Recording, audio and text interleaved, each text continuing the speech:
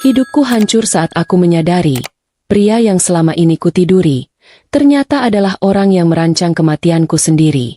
Sebelum kita mulai lebih lanjut, yuk, tekan tombol suka, serta tombol subscribe agar tidak ketinggalan kisah menarik lainnya. Dan jangan lupa absen asal kota Bapak Ibu di kolom komentar. Semoga rezeki kita semua dilancarkan, kesehatan kita diberkahi, dan keluarga kita selalu harmonis dalam lindungannya. Amin. Malam itu Jakarta terlihat seperti hamparan lampu Natal yang lupa dibereskan oleh pemilik rumah yang malas. Dari balik dinding kaca di lantai 40 gedung pencakar langit milik keluargaku, pemandangan kota memang selalu tampak memukau, seolah-olah masalah kemacetan dan polusi di bawah sana hanyalah mitos belaka. Namaku Lara, dan orang-orang sering bilang kalau hidupku sempurna karena aku adalah pewaris tunggal perusahaan properti raksasa ini. Padahal kenyataannya, punggungku rasanya mau patah karena duduk seharian di kursi mahal yang katanya ergonomis tapi malah bikin encok, dan mataku perih menatap laporan keuangan yang angkanya lebih rumit daripada memilih menu makan siang. Menjadi bos besar itu terdengar keren di kartu nama, tapi percayalah, rasanya seperti menjadi kapten kapal yang harus memastikan tidak ada tikus yang melubangi lambung kapalmu saat kau sedang tidur. Jam dinding digital di sudut ruangan sudah menunjukkan pukul 10 malam. Waktu di mana orang normal seharusnya sudah bergelung di balik selimut atau maraton menonton drama Korea. Tapi disinilah aku, masih berkutat dengan tumpukan berkas proyek pembangunan apartemen baru yang tenggat waktunya lebih mencekik daripada celana jeans kekecilan. Suasana kantor pusat yang biasanya riuh rendah oleh suara telepon dan langkah kaki karyawan kini sunyi senyap. Hanya terdengar dengungan halus pendingin ruangan yang bekerja terlalu keras. Kadang aku merasa gedung ini seperti monster beton yang menelan kehidupanku pelan-pelan, menyisakan aku sendirian di puncaknya sebagai tawanan yang diberi makan gaji buta, ralat, dividen saham. Kesunyian ini sebenarnya agak menakutkan. Kalau saja aku bukan tipe orang yang lebih takut pada penurunan harga saham daripada hantu penunggu lift. Pintu ruangan kerjaku tiba-tiba terbuka pelan, menampilkan sosok pria yang selalu berhasil membuat detak jantungku berantakan. Bahkan setelah 3 tahun menikah. Itu Adrian, suamiku, yang masuk dengan senyum manis yang bisa melelehkan mentega di kutub utara. Dia berjalan mendekat membawa nampan kecil berisi segelas kopi yang uapnya masih mengepul hangat. Adrian adalah definisi suami idaman versi ibu-ibu arisan. Tampan, perhatian, dan selalu wangi parfum mahal yang harganya bisa buat bayar cicilan motor. Dia menjabat sebagai direktur utama di perusahaanku, sebuah posisi yang kuberikan bukan karena nepotisme. Oke, mungkin sedikit, tapi karena dia memang pandai mengambil hati para pemegang saham yang rewelnya minta ampun. Melihatnya datang membawakan kopi di tengah lembur rasanya seperti melihat malaikat penolong. Bedanya malaikat yang ini pakai setelan jas buatan Italia. Aroma kopi yang dibawa Adrian mulai memenuhi ruangan, mengalahkan bau kertas tua dan pengharum ruangan aroma lavender yang mulai membosankan. Dia meletakkan gelas itu di atas mejaku dengan gerakan yang sangat hati-hati, seolah-olah gelas itu berisi nitrogliserin yang bisa meledak kalau disenggol sedikit saja. Adrian lalu berdiri di belakang kursiku, memijat bahuku yang kaku dengan tangan kekarnya. Pijatannya enak sekali, harus kuakui, sampai-sampai aku hampir mengerang dan lupa kalau kami masih di lingkungan kantor. Dia berbisik pelan di telingaku, menanyakan kenapa aku memaksakan diri bekerja sampai selarut ini, padahal uang kami sudah cukup untuk membeli pulau kecil dan pensiun dini. Kalimatnya terdengar sangat manis, seperti gula biang, tapi entah kenapa malam ini ada nada yang sedikit berbeda, seperti ada getaran gugup yang dia coba sembunyikan di balik suara baritonnya yang seksi itu. Rasa lelah membuat kewaspadaanku menurun drastis. Jadi aku hanya tersenyum tipis menanggapi perhatiannya yang berlebihan. Adrian menarik kursi di depanku, duduk sambil menatapku lekat-lekat. Tatapan yang biasanya membuatku merasa dicintai, tapi kali ini entah kenapa membuat bulu kuduku meremang.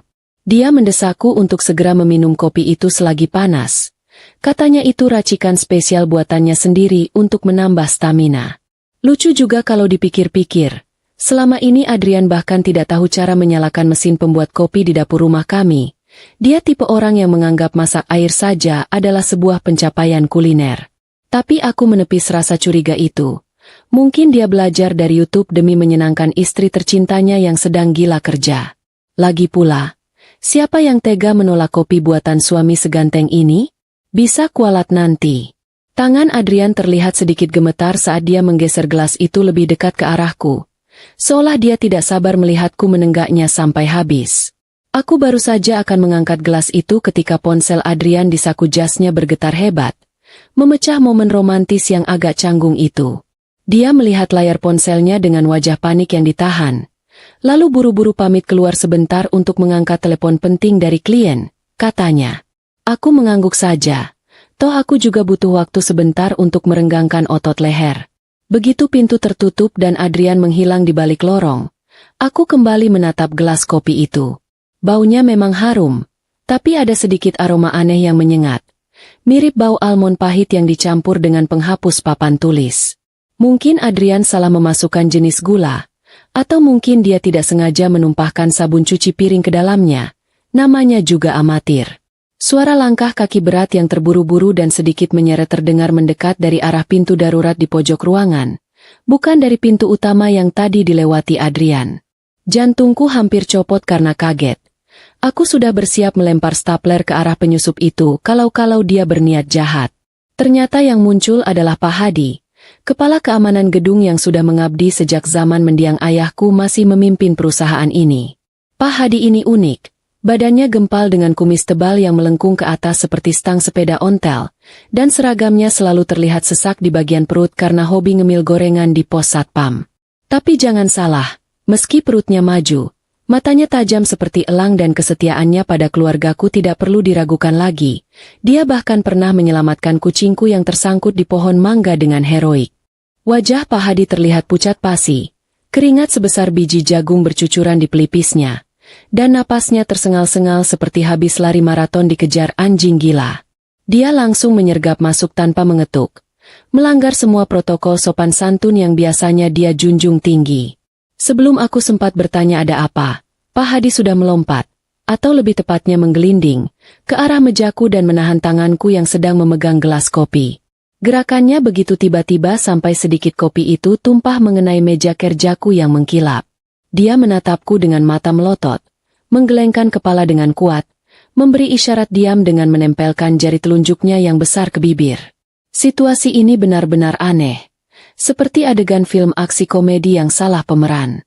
Otakku yang masih lemot karena kurang tidur butuh waktu beberapa detik untuk memproses apa yang sedang terjadi di depan mataku. Pak Hadi, satpam yang biasanya cuma bicara soal cuaca dan hasil pertandingan bola, kini menatapku dengan ketakutan yang nyata. Dia mendekatkan wajahnya ke telingaku. Bau minyak angin dan rokok kretek menguar dari bajunya, lalu berbisik dengan suara gemetar tapi tegas. Dia bilang jangan pernah meminum kopi itu setetes pun, karena dia baru saja melihat lewat kamera pengawas rahasia di dapur umum. Katanya, Adrian tidak membuat kopi itu dengan cinta, melainkan dengan mencampurkan bubuk dari botol kecil yang dia keluarkan dari saku celana dalamnya. Posisi botol itu disembunyikan di tempat yang sangat tidak higienis, dan gerak-gerik Adrian sangat mencurigakan, celingukan seperti maling jemuran sebelum menuangkannya. Hening seketika menyelimuti ruangan. Rasanya waktu berhenti berputar dan hanya menyisakan suara detak jantungku yang mendadak berdegup kencang seperti musik dugem. Aku menatap gelas kopi di tanganku, lalu menatap wajah Pak Hadi untuk mencari tanda-tanda kalau ini cuma lelucon atau prank ulang tahun, meski ulang tahunku masih 5 bulan lagi. Tapi tatapan Pak Hadi serius. Tidak ada binar jenaka di matanya. Rasa dingin perlahan merambat dari ujung kaki ke kepala. Bukan karena pendingin ruangan, tapi karena realita yang menampar kesadaranku. Suamiku, pria yang berjanji sehidup semati di depan penghulu, pria yang selalu memelukku saat tidur, ternyata berniat membuatku mati sungguhan malam ini. Pantas saja dia memijat bahuku tadi. Mungkin dia sedang mencari titik nadi yang tepat untuk memastikan aku benar-benar tewas nanti. Rasa mual tiba-tiba menyerang perutku, bukan karena racun, tapi karena rasa sakit hati yang bercampur dengan ketidakpercayaan yang mendalam. Aku ingin menangis, ingin berteriak memanggil Adrian dan melempar kopi ini ke wajah tampannya itu. Tapi Pak Hadi mencengkeram lenganku erat, menyadarkanku kembali ke situasi genting ini.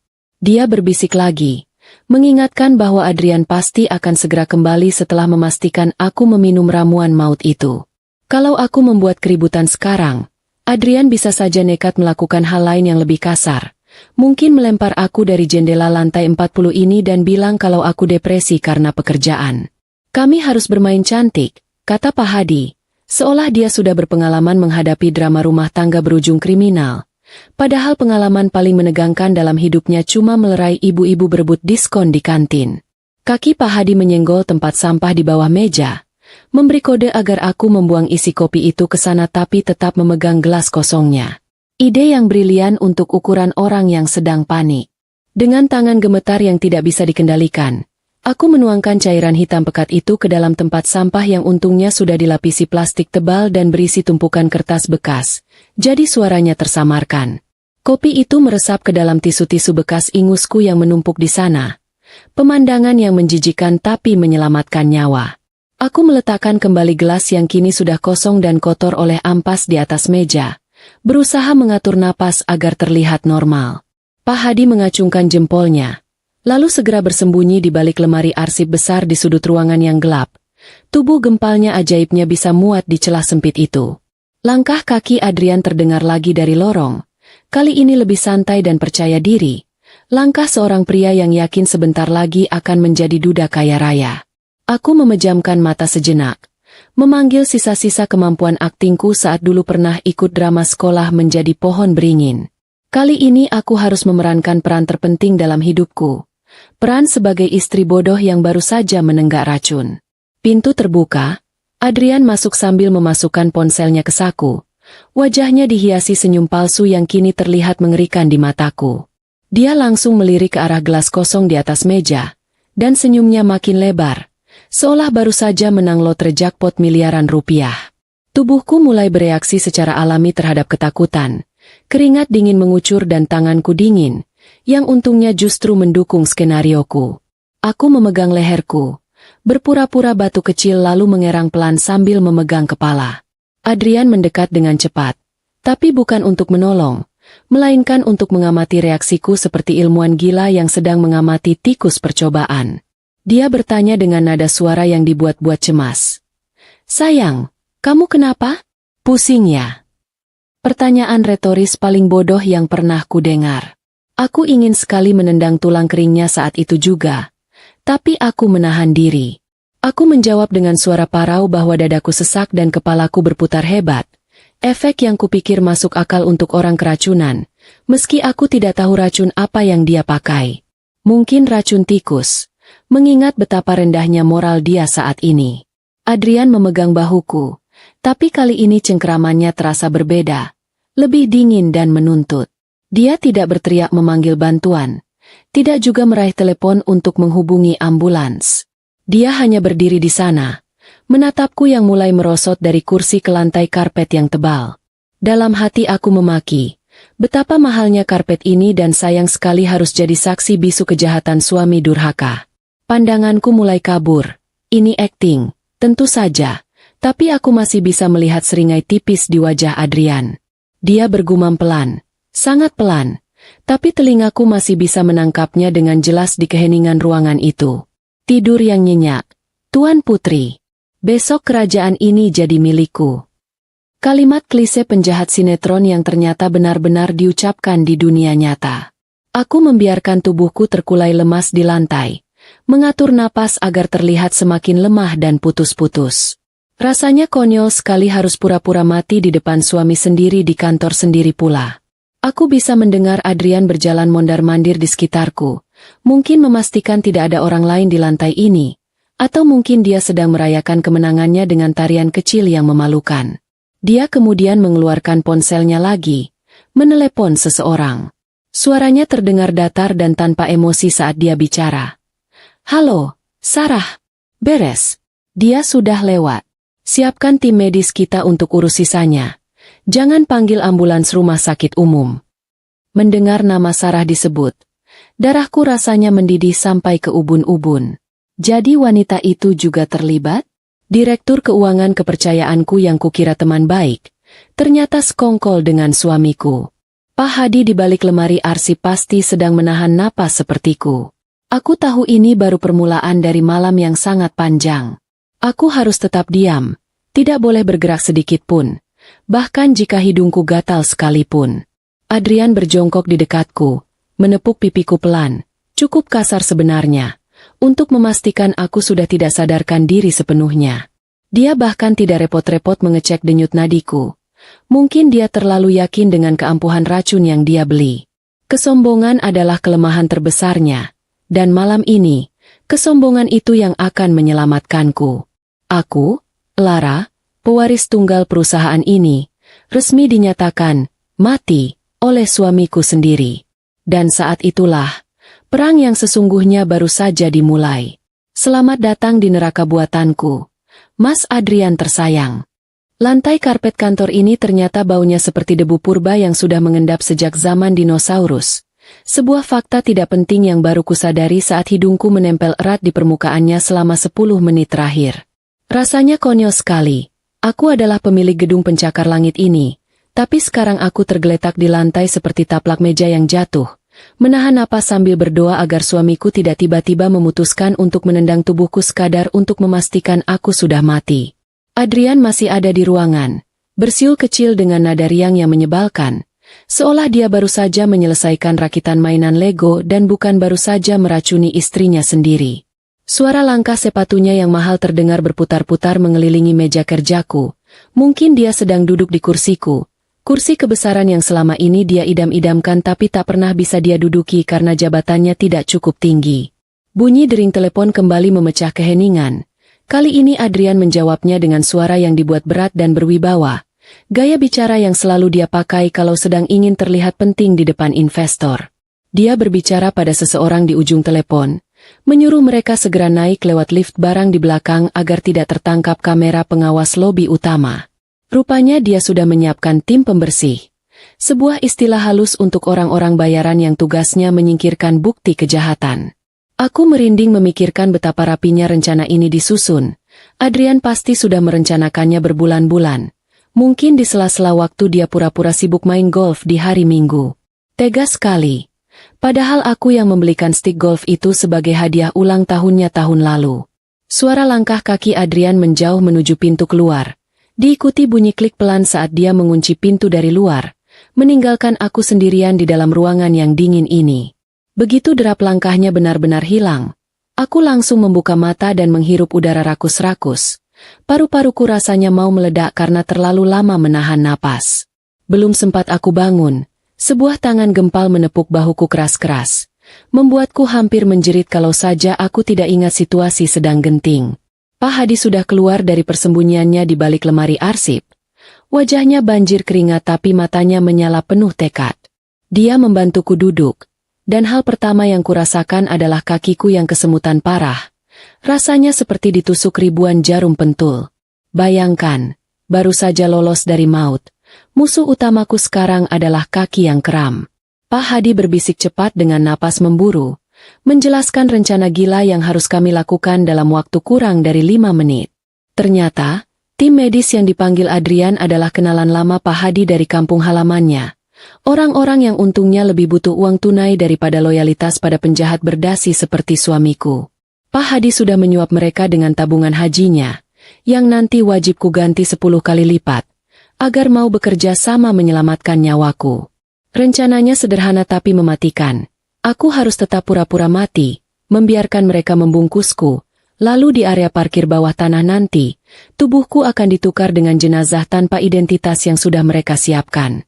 Mendengar kata, jenazah pengganti, bulu kuduku berdiri semua. Aku tidak berani tanya dari mana mereka dapat jenazah itu. Ada hal-hal di dunia ini yang lebih baik tidak ku ketahui demi kesehatan mentalku. Waktu kami tidak banyak. Lift barang di gedung ini meluncur cepat dan bisa sampai di lantai ini kapan saja. Pak Hadi menyuruhku kembali ke posisi semula, persis seperti pose jatuhnya tadi.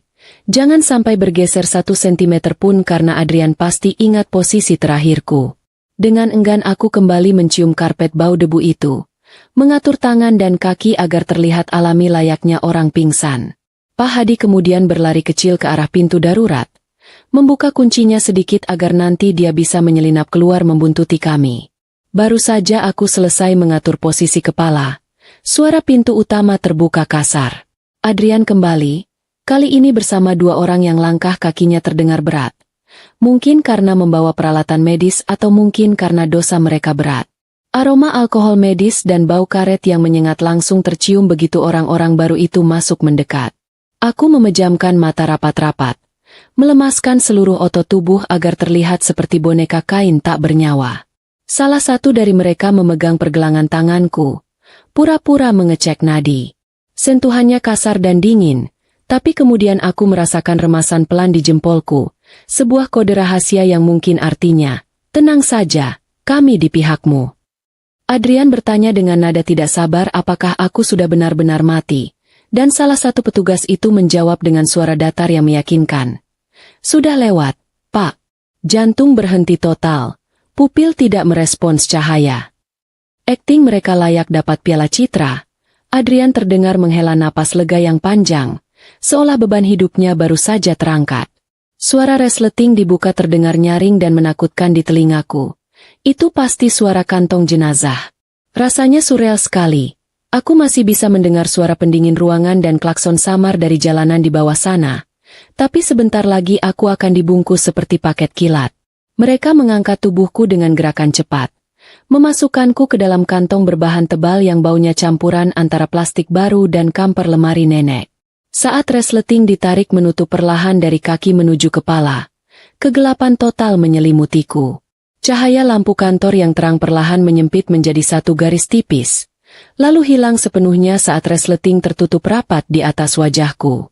Aku terkurung dalam kegelapan pekat, sendirian dengan detak jantungku sendiri yang terdengar seperti gendang perang. Perjalanan menuju lift barang terasa seperti wahana rumah hantu yang paling tidak menyenangkan sedunia. Tubuhku terguncang-guncang di atas brankar dorong. Setiap kali roda brankar melindas sambungan keramik lantai, kepalaku ikut terguncang. Dari luar kantong, aku bisa mendengar suara Adrian yang sedang menelepon Sarah lagi. Kali ini suaranya terdengar lebih angkuh dan menjijikan. Dia bilang, "Gampang sekali, Sarah." Dia bahkan tidak melawan. Ternyata menyingkirkan pewaris tahta tidak sesulit drama di TV. Mendengar itu, tanganku mengepal kuat di dalam kantong. Ingin rasanya aku merobek kantong ini, melompat keluar seperti vampir, dan mencekik lehernya saat itu juga. Tapi aku harus sabar.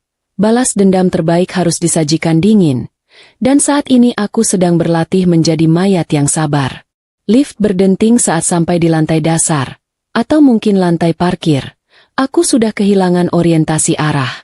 Udara di sekitarku terasa berubah. Dari dinginnya AC kantor menjadi udara yang lebih lembab dan berbau asap knalpot. Tanda kami sudah sampai di area bongkar muat. Brankar didorong keluar lift dengan kasar. Lalu berhenti mendadak. Aku mendengar suara pintu mobil van digeser terbuka. Adrian berkata pada para petugas itu, "Bereskan secepatnya ke krematorium pribadi yang sudah saya kirim lokasinya. Jangan sampai ada abunya yang tertinggal." Setelah itu terdengar langkah kaki Adrian menjauh. Mungkin menuju mobil mewahnya yang diparkir di area khusus direksi. Dia bahkan tidak mau repot-repot mengantar jenazah istrinya sampai ke tempat pembakaran. Benar-benar suami durhaka tingkat dewa. Begitu suara mesin mobil Adrian terdengar menderu dan menjauh. Resleting kantong jenazah ditarik terbuka dengan cepat. Cahaya lampu neon parkiran yang remang-remang menyilaukan mataku. Wajah Pak Hadi muncul pertama kali. Terlihat cemas tapi lega. Di sampingnya ada dua petugas medis tadi yang kini sudah melepas masker mereka. Wajah mereka tampak tegang. "Cepat, Bu. Kita cuma punya waktu 2 menit sebelum mobil patroli keliling lewat." Desak Pak Hadi sambil membantuku keluar dari kantong pengap itu. Aku melompat turun dari brankar. Kakiku goyah sedikit karena lemas dan pusing akibat kurang oksigen. Di sebelah mobil van hitam itu, ada satu kantong jenazah lain yang sudah tergeletak di lantai semen. Pemandangan selanjutnya membuat perutku mulas. Petugas medis itu membuka kantong jenazah satunya, memperlihatkan sekilas sosok wanita yang postur tubuh dan rambutnya mirip denganku, tapi wajahnya hancur tak bisa dikenali. Itu jenazah korban kecelakaan tanpa identitas yang diceritakan Pak Hadi. Melihat tubuh kaku itu dimasukkan ke dalam kantong yang baru saja kutempati rasanya seperti melihat kematianku sendiri. Ada rasa sedih yang aneh menyelusup di hati. Wanita malang ini akan dibakar menggantikanku, menjadi abu atas nama Lara, sementara Lara yang asli akan menjadi hantu gentayangan. Aku membisikkan doa singkat dan permintaan maaf dalam hati untuk wanita itu. Berjanji akan memberikan sumbangan besar untuk panti sosial jika aku berhasil merebut kembali hidupku nanti. Pak Hadi menarik lenganku, membuyarkan lamunanku yang melankolis. Dia melemparkan jaket petugas kebersihan yang lusuh dan bau apek ke arahku. Pakai ini, Bu. Kita harus lewat pintu belakang dapur catering. Mobil saya diparkir di sana. Aku segera menyarungkan jaket kebesaran itu, menutupi blus sutra mahalku yang sekarang sudah kusut masai. Kami berlari kecil menyusuri lorong beton yang sepi, meninggalkan mobil van hitam yang membawa mayatku menuju krematorium. Rasanya aneh sekali. Beberapa jam yang lalu aku adalah ratu di gedung ini, dan sekarang aku lari terbirit-birit menyamar jadi tukang sapu di gedungku sendiri. Hidup memang roda yang berputar, tapi roda milikku sepertinya baru saja lepas dan menggelinding ke jurang. Kami sampai di sebuah mobil sedan tua milik Pak Hadi yang catnya sudah mengelupas di sana-sini. Kontras sekali dengan jajaran mobil mewah di parkiran VIP. Begitu masuk ke dalam dan duduk di jok yang pernya sudah mati, barulah aku bisa bernapas lega. Pak Hadi menyalakan mesin mobil yang batuk-batuk sebentar sebelum menyala. Lalu kami meluncur keluar menembus malam Jakarta. Dari kaca spion, aku menatap gedung Titanium Tower yang menjulang tinggi dengan lampu-lampunya yang megah. Di salah satu lantai teratas sana, Adrian mungkin sedang membuka botol sampanye, merayakan status barunya sebagai duda kaya. Biarkan saja dia tertawa malam ini. Biarkan dia merasa menang. Karena dia tidak tahu, istri yang dia kira sudah jadi abu, sekarang sedang duduk di mobil butut sambil merencanakan kiamat kecil untuk hidupnya. Iya, kamu juga. Good night. Balasku singkat. Aku menahan diri untuk tidak menambahkan emotikon cium atau hati. Masih ada sisa-sisa akal sehat yang menahanku. Cukup senyum manis saja. Aku meletakkan ponsel di meja nakas, tepat di samping obat nyamuk elektrik yang menyala remang. Cahaya ponsel mati, dan kamar kembali gelap gulita. Sunyi kembali berkuasa. Aku berbalik menghadap Mas Pras. Wajahnya terlihat damai dalam tidur. Ada rasa bersalah yang tiba-tiba menyelinap masuk, menggigit ulu hatiku. Laki-laki di depanku ini tidak melakukan kesalahan apa-apa. Dia suami yang bertanggung jawab. Dia tidak selingkuh. Dia tidak judi. Dia tidak main perempuan. Kejahatannya cuma satu, dia membosankan. Dan apakah itu cukup menjadi alasan bagiku untuk senyum-senyum sendiri dengan laki-laki lain di tengah malam begini? Aku mengelus lengan Mas Pras pelan. Kulitnya terasa kasar dan kering. Tangan pekerja keras. Tangan yang sudah menopang hidupku dan anak-anak selama 2 dekade. Maafkan aku, Mas, bisikku dalam hati. Aku cuma butuh teman ngobrol. Aku cuma butuh merasa hidup sebentar. Besok pagi aku akan kembali jadi istrimu yang baik. Aku akan buatkan kopi. Aku akan siapkan baju kerjamu. Malam ini saja, biarkan aku jadi sarinya Dito sebentar. Aku mencoba memejamkan mata, tapi bayangan kalimat-kalimat Dito terus menari-nari di kelopak mata. Wajah kamu teduh, bikin kangen. Kalimat itu berputar terus seperti kaset rusak. Ada rasa hangat yang menjalar ke seluruh tubuh. Rasa yang sudah lama sekali tidak aku rasakan. Adrenalin, gairah, harapan. Besok aku harus ke pasar. Biasanya aku cuma pakai daster dan jilbab instan yang sudah kendor karetnya.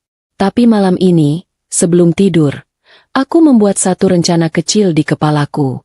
Besok aku akan cari lipstik warna merah bata yang sudah lama terselip di laci meja rias. Aku ingin pakai itu. Bukan untuk tukang sayur, bukan untuk Mas Pras, tapi untuk diriku sendiri. Atau mungkin, tanpa sadar, untuk foto profil baru supaya Dito bisa melihatnya. Aku tersenyum lagi di dalam gelap.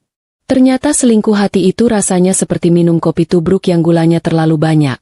Manis sekali, tapi meninggalkan ampas pahit yang menyangkut di tenggorokan, dan membuat jantung berdebar tidak karuan sampai pagi.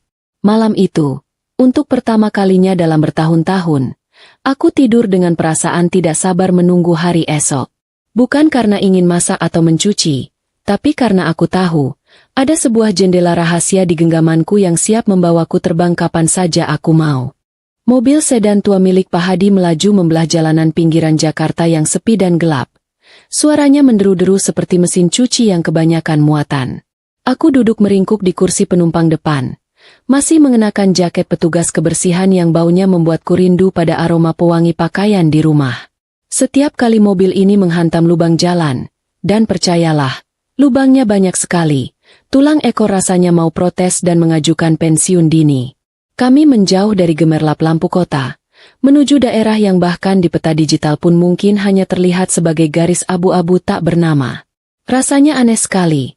Beberapa jam yang lalu aku adalah wanita terkaya yang bisa membeli mobil ini 1000 biji tunai.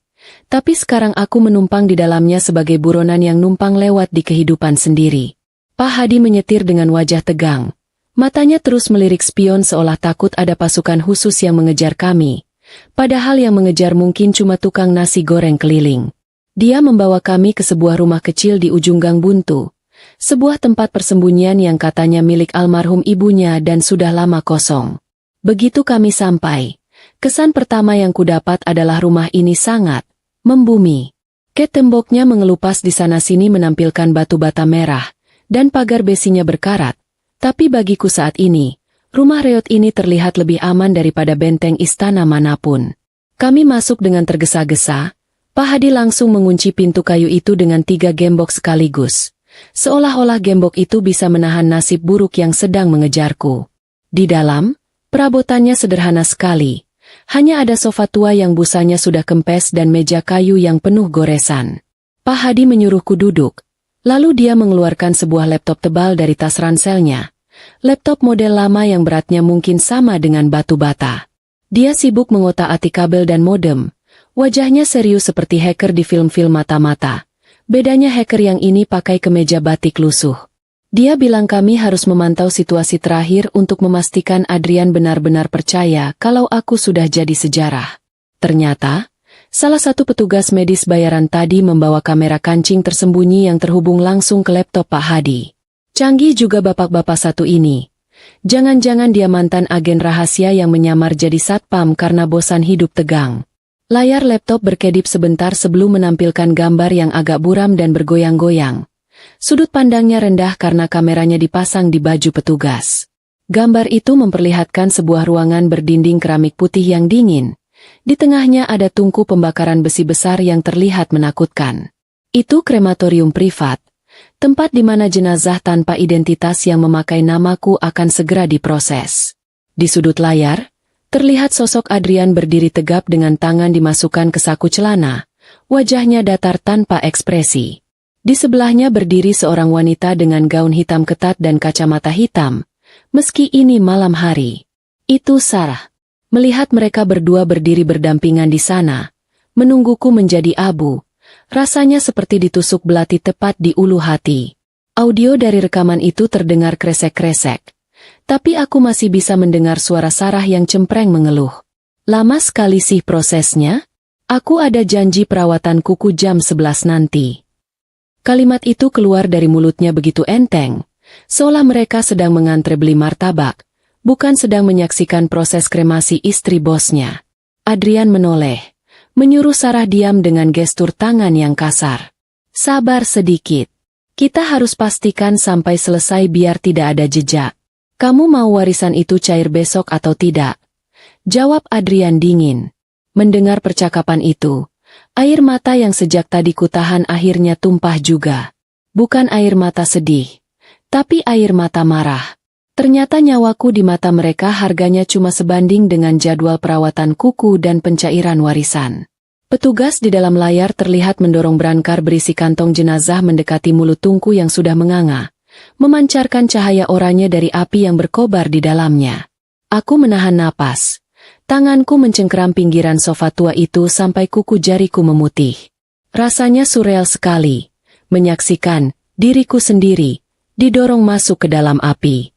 Wanita malang di dalam kantong itu, yang identitasnya pun tak ku ketahui, akan pergi menggantikanku. Dalam hati aku berjanji akan mendoakannya setiap hari. Dia adalah pahlawan tanpa nama dalam kisah tragis ini. Saat pintu tungku besi itu ditutup dan suara api menderu terdengar lewat speaker laptop, Adrian terlihat menghembuskan napas panjang, Bahunya turun rileks. Dia tersenyum.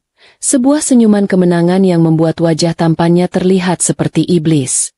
Selamat tinggal, istriku sayang. Terima kasih sudah menjadi batu loncatan yang sempurna. Gumam Adrian yang tertangkap jelas oleh mikrofon kamera. Dia lalu merangkul pinggang Sarah tanpa ragu. Bahkan sebelum abu di dalam tungku itu dingin. Sarah terkikik pelan, menyandarkan kepalanya di bahu Adrian, merayakan kemerdekaan mereka di atas kematianku. Adegan mesra di depan tungku kremasi itu benar-benar puncak dari segala kejijikan. Aku merasa mual, ingin muntah melihat betapa cepatnya mereka melupakanku. 3 tahun pernikahan, semua kenangan manis, liburan ke luar negeri, makan malam romantis, ternyata semuanya palsu. Bagi Adrian, aku hanyalah celengan berjalan yang harus dipecahkan saat isinya sudah penuh. Pak Hadi yang duduk di sebelahku hanya diam. Dia tidak berani menatapku. Mungkin dia tahu tidak ada kata-kata penghiburan yang pas untuk situasi seburuk ini. Dia menutup layar laptop perlahan setelah Adrian dan Sarah pergi meninggalkan ruangan itu dengan langkah ringan. Layar menjadi hitam, memantulkan wajahku yang sembab dan berantakan. Di sana, di pantulan layar mati itu, aku melihat Lara yang lama. Lara yang naif, yang percaya cinta itu indah, yang selalu mengalah demi keharmonisan rumah tangga. Dan malam ini, di rumah tua yang berdebu ini, aku memutuskan untuk membunuh Lara yang itu. Biarkan dia ikut terbakar bersama jenazah di krematorium tadi. Aku berdiri, mengusap air mata di pipi dengan kasar menggunakan lengan jaket petugas kebersihan. Rasa sedih itu perlahan menguap, digantikan oleh hawa dingin yang menjalar di dadaku. Pak Hadi menatapku dengan cemas. Bertanya apakah aku butuh air minum atau obat penenang. Aku menggeleng pelan. Aku tidak butuh obat penenang. Aku butuh rencana. Aku menatap Pak Hadi lurus-lurus dan berkata dengan suara yang mengejutkan diriku sendiri karena terdengar begitu tenang dan datar. Pak Hadi, besok pagi kita tidak akan menangis. Besok pagi, kita akan mulai menggali kuburan untuk karir mereka. Pelan-pelan, 1 sendok demi 1 sendok. Pak Hadi tersenyum tipis. Senyum bangga seorang bapak melihat anaknya bangkit setelah jatuh dari sepeda. Dia mengangguk mantap. Siap, Bu Lara. Saya tahu semua letak kamera dan celah keamanan di gedung itu. Kita akan buat mereka menyesal sudah lahir. Malam itu, di atas kasur busa tipis yang baunya apek, aku tidak bisa tidur. Mataku menatap langit-langit kamar yang penuh sarang laba-laba. Merangkai skenario di kepalaku. Adrian mengira dia sudah menang. Dia mengira dia adalah raja baru di Titanium Tower. Tapi dia lupa satu hal. Gedung itu dibangun oleh ayahku. Sistemnya dibuat olehku. Dan kuncinya masih ada di tanganku. Dia mungkin punya tahtanya sekarang. Tapi aku yang memegang kendali atas gravitasi yang akan menjatuhkannya. Tunggu saja, Mas Adrian. Hantu masa lalumu akan segera datang mengetuk pintu. Aku mendongak. Kaget. Ponsel di pangkuanku hampir jatuh. Senang? Biasa saja kok, Mas. Kenapa? Enggak. Cuma tumben saja. Masakannya lebih asin dari biasanya. Terus kamu dari tadi senyum-senyum sendiri. Baju juga ganti lagi. Padahal tadi pagi sudah pakai yang bunga-bunga. Selidik Mas Pras. Matanya yang lelah itu menatapku tajam, mencoba mencari jawaban di balik wajahku yang mungkin terlihat berseri-seri berlebihan. Dek, dia memperhatikan. Ternyata selama ini dia bukan patung. Dia memperhatikan detail kecil yang aku pikir luput dari matanya. Masakannya asin karena aku kebanyakan melamun saat menabur garam. Baju ganti karena tadi kena cipratan minyak. Tapi aku sengaja ganti dengan kaos yang warnanya cerah. Bukan daster bolong. Oh, itu, tadi keasinan dikit. Tanganku kepleset pas nuang garam. Kalau senyum, ya masa cemberut terus. Mas? Nanti cepat tua. Jawabku diplomatis. Berusaha terdengar senatural mungkin. Mas Pras menghela napas panjang. Dia meletakkan sendoknya. Padahal nasinya masih sisa separuh. Dia minum air putih dalam tegukan besar. Seolah ingin memadamkan api di dadanya. Ya sudahlah. Asal kamu senang. Cuma jangan aneh-aneh ya, Bu. Kita sudah tua. Malu sama anak, malu sama tetangga. ucapnya pelan, lalu berdiri meninggalkan meja makan. Kalimat itu menohokku telak di ulu hati. Jangan aneh-aneh. Kita sudah tua. Dua kalimat sakti yang selalu jadi tameng Mas Pras untuk mematikan segala bentuk kesenangan duniawi.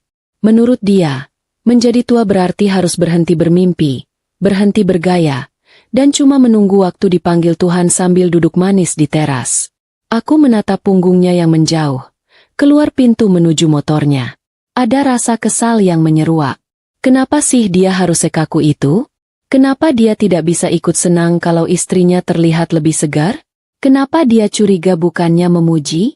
Ponselku bergetar lagi.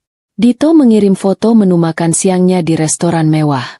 Steak daging yang tebal dengan saus jamur. Makan siang sendiri nih, Sar. Coba kalau ada kamu, pasti lebih nikmat rasanya. Tulisnya. Aku melihat foto itu, lalu melihat sisa tempe goreng dan sayur asem di meja makan. Kontras sekali.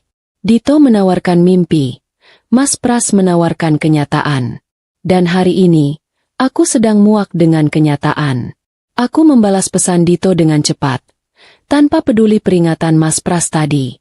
Selamat makan, Dit. Awas kolesterol ya. Haha. Kapan-kapan ajak aku dong makan enak begitu. Tulisanku itu setengah bercanda, setengah berharap. Sebuah langkah berani yang menyerempet bahaya. Sore harinya, aku kembali duduk di depan cermin. Lipstikku sudah mulai pudar setelah makan siang. Aku memolesnya lagi. Kali ini lebih tebal sedikit. Aku menatap pantulan diriku. Ada kilatan nakal di mataku yang sudah lama tidak kulihat. Pras mungkin benar. Kami sudah tua. Tapi justru karena waktu kami tinggal sedikit. Apa salahnya aku ingin merasakan debaran jantung ini lagi? Apa salahnya aku ingin merasa hidup sebelum benar-benar mati? Matahari mulai terbenam. Cahayanya kemerahan masuk lewat celah ventilasi. Aku duduk menunggu notifikasi berikutnya. Mengabaikan tumpukan setrikaan yang menggunung di keranjang. Biarin saja baju kusut. Yang penting hatiku sedang lurus dan mulus menuju ke satu nama, Dito. Dan tanpa aku sadari, Mas Pras sudah pulang lebih awal, berdiri di ambang pintu kamar tanpa suara, menatap istrinya yang sedang sibuk bersolek di jam 5 sore. Dia tidak masuk, dia tidak menegur, dia hanya diam, lalu berbalik pergi ke halaman belakang. Keheningannya kali ini terasa jauh lebih bising daripada teriakannya. Tapi dasar aku yang sedang dimabuk kepayang. Aku memilih untuk tidak mendengarnya. Pagi pertamaku sebagai orang mati dimulai dengan suara ayam jago yang berkokok terlalu bersemangat dan bau nasi uduk yang menguar dari warung sebelah. Kontras sekali dengan suasana apartemenku di mana aku hanya mendengar keheningan yang dibungkus oleh kaca tebal kedap suara. Aku bangun dari tidur yang tidak nyenyak. Merasa aneh melihat diriku sendiri di cermin usang di kamar itu. Wajahku sembab, rambutku acak-acakan. Tapi ada tatapan baru di mata yang sebelumnya selalu terlihat lelah dan penurut. Lara yang lama sudah pergi bersama asap krematorium tadi malam. Sekarang hanya ada aku, yang baru, yang harus segera bertindak. Pak Hadi sudah menunggu di dapur kecil dengan secangkir teh panas dan sepiring singkong goreng. Dia tidak banyak bicara, hanya menatapku dengan mata penuh rasa hormat yang mendalam. Setelah sarapan singkat yang terasa lebih nikmat daripada brunch mewah di Hotel Bintang 5, Pak Hadi menyerahkan sebuah koper aluminium berwarna perak kusam yang ukurannya cukup kecil. Koper itu terlihat tua dan sedikit penyok di bagian pinggir. Sama sekali tidak menarik perhatian.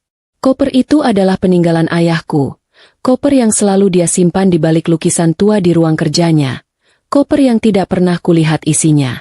Pak Hadi menjelaskan bahwa koper itu berisi kunci pengaman terakhir yang dirancang ayahku di masa jayanya. Ayahku memang seorang yang paranoid soal keamanan harta. Dia selalu bilang, jika kau hanya mengunci emasmu di satu tempat, maka kau hanya menciptakan satu sasaran empuk. Kunci utama ke semua aset likuid, obligasi, dan aset digital perusahaan ternyata tidak disimpan dalam dokumen fisik, melainkan dalam sistem verifikasi biometrik tingkat tinggi yang hanya bisa diaktifkan dari alat di dalam koper itu. Alat itu hanya bisa menerima satu identitas, yaitu retina mataku. Adrian tidak pernah tahu soal ini. Dia hanya fokus pada surat-surat warisan yang bisa dia palsukan, Dia lupa bahwa zaman sudah berubah dan harta terbesar bukan lagi emas batangan, melainkan data. Aku membuka koper itu dengan kunci kecil yang kusembunyikan di dalam liontin kalung sejak lama. Di dalamnya terdapat sebuah perangkat kecil yang bentuknya menyerupai kamera lama dengan lampu LED berwarna biru redup. Aku mendekatkan mata ke lensa perangkat itu. Suara mendesis pelan terdengar, dan layar kecilnya menyala, menampilkan interface yang rumit dengan grafik dan angka-angka yang bergerak cepat. Jantungku berdebar kencang. Ini adalah momen penentuan. Dalam hitungan detik, aku memindahkan seluruh aset kripto, seluruh saham perusahaan di luar negeri, dan dana taktis yang jumlahnya membuat kepala pusing, ke rekening bayangan yang hanya diketahui olehku dan Pak Hadi. Adrian boleh mengambil gedung dan kantor, tapi dia tidak akan mendapatkan 1 sen pun uang tunai yang bisa dia gunakan. Di saat yang bersamaan, di kantor pusat Titanium Tower, Adrian sedang menggelar konferensi pers singkat di lobi utama. Dia berdiri di podium dengan wajah yang dibuat sembab, mengenakan setelan jas hitam yang menyuarakan duka cita yang mendalam. Di sampingnya berdiri Sarah, yang gaun hitamnya terlalu ketat dan terlihat lebih cocok untuk pesta daripada acara berduka. Adrian berakting dengan sangat baik, suaranya bergetar saat mengumumkan kepergian tragis istrinya karena serangan jantung mendadak, penyakit yang tiba-tiba muncul tanpa gejala, katanya. Wartawan menyorotnya, dan aku yakin aktingnya ini pasti akan mendapatkan banyak simpati dari masyarakat. Sungguh bakat yang terbuang sia-sia, seharusnya dia jadi aktor sinetron saja. Begitu konferensi pers selesai, Adrian tidak membuang waktu sedetik pun untuk melepaskan topeng duka citanya. Dia menyambar tangan Sarah, menariknya dengan tergesa-gesa menuju lantai teratas. Di ruangan pribadiku yang dingin, Adrian membuka sebotol sampanye mahal dari koleksi pribadiku, yang paling kusayang, dan menuangkannya untuk dirinya dan Sarah. Mereka tertawa, merayakan kemenangan dengan suara keras yang memantul di dinding kaca, padahal abu jenazah palsuku bahkan belum dingin. Melihat rekaman CCTV yang terhubung ke ponsel Pak Hadi itu, aku merasa jijik. Tapi rasa sakit hati itu sudah berganti menjadi kegembiraan karena aku tahu kejutan terbesarku sudah menunggu mereka. Mereka berdua berjalan menuju panel dinding rahasia yang tersembunyi di balik lukisan abstrak yang juga kubeli. Adrian memasukkan kombinasi angka yang dia curi-curi lihat dariku dulu. Lalu pintu baja brankas itu terbuka perlahan, mengeluarkan bunyi desahan mekanis yang menandakan kerahasiaan. Brankas itu adalah jantung finansial keluarga kami, tempat ayah menyimpan surat-surat berharga, emas batangan, yang bagi Adrian seperti dewa, dan kunci digital ke semua rekening perwalian. Sarah menahan napas, matanya berbinar penuh keserakahan. Tangannya sudah siap menyambar tumpukan sertifikat yang mereka bayangkan ada di sana. Namun, senyum di wajah Adrian dan Sarah perlahan memudar, berganti menjadi kerutan kebingungan yang lucu. Brankas itu, yang seharusnya dipenuhi dengan kilauan emas dan tumpukan dokumen berharga, ternyata kosong melompong. Hanya ada debu tipis di rak-rak besi, dan sebuah buku tabungan lama berwarna biru yang terlihat usang, tergeletak sendirian di tengah ruang kosong itu. Adrian menyambar buku tabungan itu dengan panik, membalik halamannya dengan gerakan kasar. Matanya terbelalak, melihat saldo terakhir yang tertera di sana. Angkanya 0 rupiah. Tanggal penarikan dana terakhir tertulis jelas. Pagi ini. Adrian meraung marah, melemparkan buku tabungan itu ke dinding hingga kaca bingkai foto di mejaku pecah berkeping-keping. Dia mengacak-acak isi brankas, berharap ada kompartemen rahasia yang terlewat, namun nihil. Di bagian paling dasar brankas yang dingin itu, jari-jarinya menyentuh selembar kertas kecil yang ditempel dengan selotip. Tulisan tangannya rapi, tulisan tanganku. Itu adalah pesan terakhir dari almarhumah, istrinya. Adrian membaca pesan itu dengan mata melotot. Setiap kata yang kubuat menusuknya lebih dalam daripada jarum suntik racun yang dia pakai. Pesannya singkat, tapi mematikan. Halo, Mas Adrian dan Sarah. Selamat atas kemenangan kalian. Semoga kalian menikmati rumah kosong yang biaya perawatannya selangit ini. Warisan itu tidak pernah berupa uang tunai atau emas.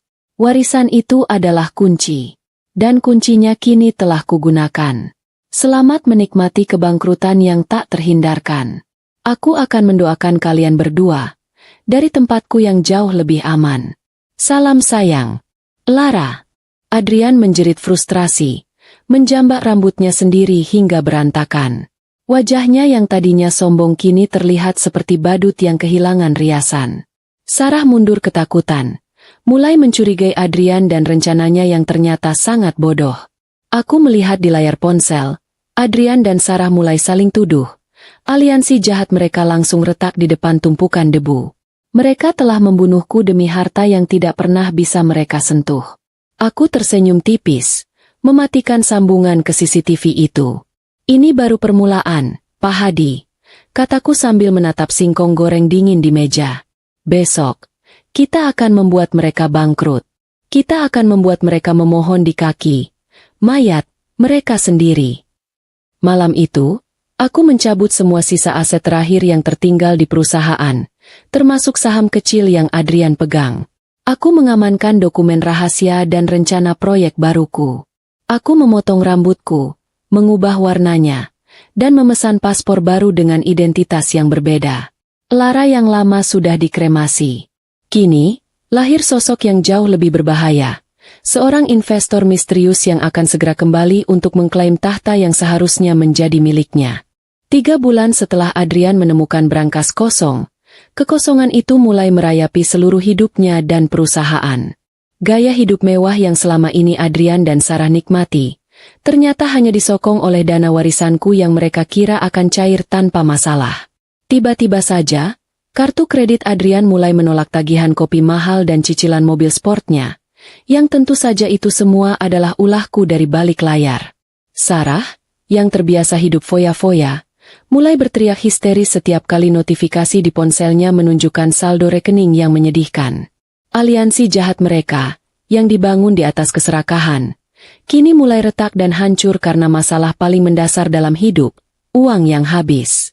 Sementara itu, perusahaan yang dibangun ayahku, Titanium Corp, mulai limbung.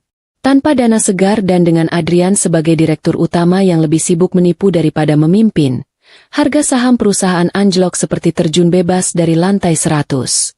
Para karyawan mulai dipecat, proyek-proyek besar dihentikan, dan Dewan Komisaris mulai murka, mencari kambing hitam atas kehancuran yang terjadi. Adrian menjadi sasaran utama. Wajahnya yang dulu selalu tersenyum kini terlihat tirus dan cemas. Lingkaran hitam di bawah matanya semakin pekat. Mungkin karena kurang tidur atau karena dihantui mimpi buruk tentang tumpukan tagihan yang tak terbayar. Di rumah persembunyianku, aku menjalani transformasi fisik dan mental total. Aku memotong rambut panjangku menjadi bob pendek yang tajam dan modern, memberinya warna gelap yang berani, menghilangkan citra diriku yang dulu lembut dan polos. Aku berlatih berbicara dengan aksen yang berbeda dan berwibawa, belajar menatap orang dengan tatapan dingin yang tidak menunjukkan emosi, sebuah tatapan yang kuharap bisa membuat Adrian buang air di celana saat melihatnya. Aku dan Pak Hadi, yang kini naik jabatan menjadi asisten pribadi dan bodyguardku, bekerja keras membangun perusahaan cangkang di luar negeri dengan nama Katarina Group.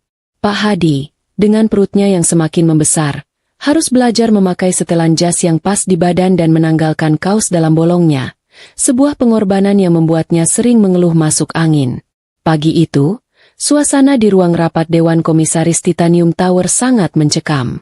Adrian duduk di ujung meja mahoni, wajahnya penuh keringat dingin, menghadapi rentetan pertanyaan tajam dari para pemegang saham yang kehilangan miliaran rupiah. Sarah, yang duduk di sebelahnya, mencoba membela dengan data keuangan palsu yang dibuatnya, tapi argumennya lemah dan hanya menambah kekesalan para investor. Pertengkaran meletus, kursi-kursi diangkat, dan suasana ricuh itu terasa seperti kandang singa yang belum diberi makan selama seminggu.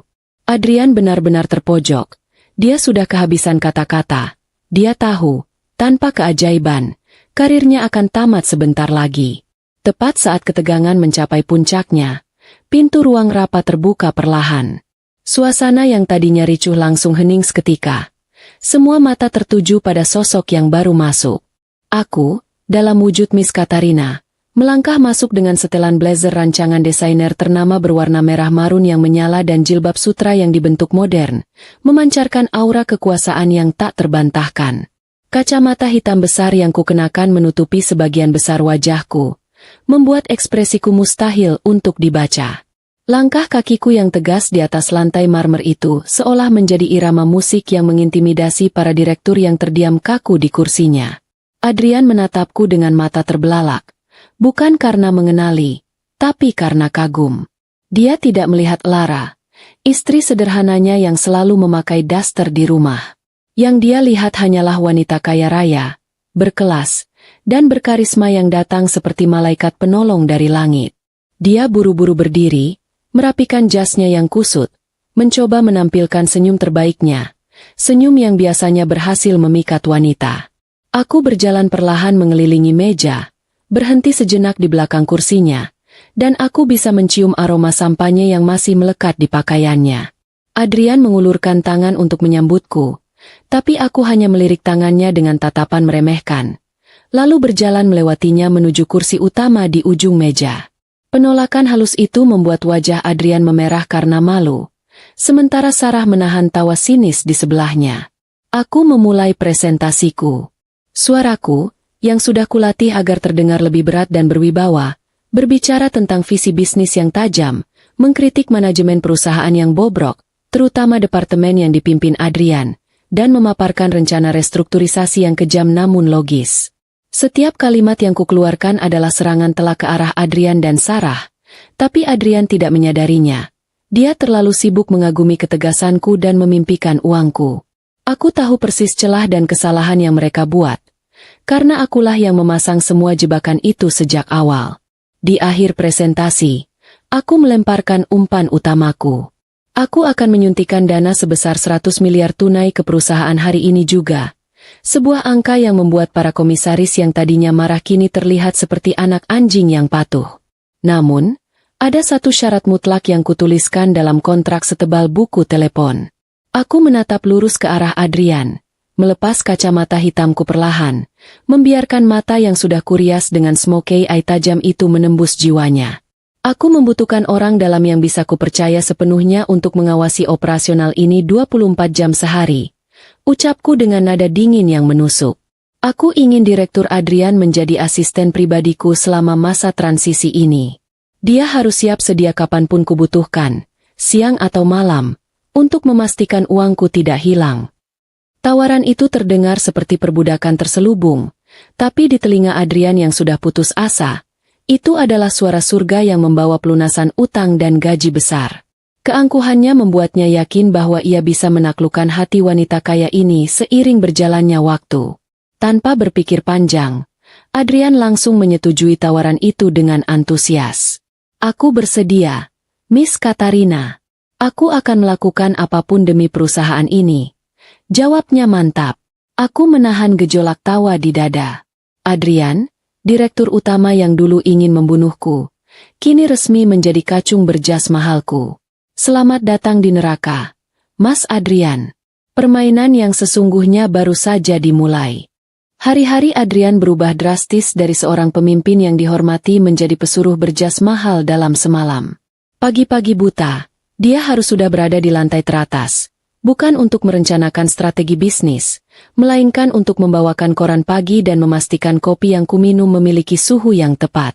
Siksaan pertama yang kurancang bukanlah kerugian finansial, melainkan kerugian harga diri, sesuatu yang bagi pria seangku Adrian harganya jauh lebih mahal daripada saham perusahaanku. Aku memberinya instruksi yang sangat spesifik, mulai dari jenis biji kopi yang harus digiling hingga sendok pengaduk yang harus bersih dari noda lipstik. Padahal aku bahkan tidak pernah pakai lipstik. Ritual paling menyebalkan adalah tes suhu kopi 60 derajat Celcius. Jika suhunya meleset sedikit saja, entah terlalu panas atau terlalu dingin, aku akan menuang kopi itu ke wastafel marmer di depannya tanpa berkata apa-apa. Aku akan menatapnya dengan pandangan dingin, lalu berkata pelan, "Tolong ulangi, Direktur Adrian. Kualitas adalah segalanya, bahkan untuk minuman." Adrian akan kembali ke dapur dengan wajah merah padam karena malu, memegang gelas kosong itu seperti piala yang baru saja dia pecahkan. Aku tahu dia ingin berteriak dan memukul dinding, tapi dia menahannya demi gajinya yang kulipat gandakan dan iming-iming dana investasi yang kusebar samar-samar. Dia haus uang, dan rasa hausnya itu adalah rantai yang kuat. Di ruang rapat Dewan Komisaris, Adrian tidak diperbolehkan duduk di kursi besarnya lagi. Dia harus berdiri di belakang kursiku selama berjam-jam, siap sedia mencatat setiap kata yang kukeluarkan, atau mengambilkan air mineral saat aku batuk kecil. Para direktur dan manajer yang dulunya menyanjungnya kini menatapnya dengan campuran rasa kasihan dan cemooh yang jelas sekali terlihat di mata mereka. Aku bisa melihat betapa telinganya memerah menahan malu saat aku memintanya mengurutkan dokumen berdasarkan abjad warna sampul. Padahal itu adalah tugas yang bahkan tidak akan dilakukan oleh seorang pekerja magang pun. Setiap desahan atau bisikan tawa yang Adrian dengar dari koleganya adalah balasan atas semua kesombongannya selama ini.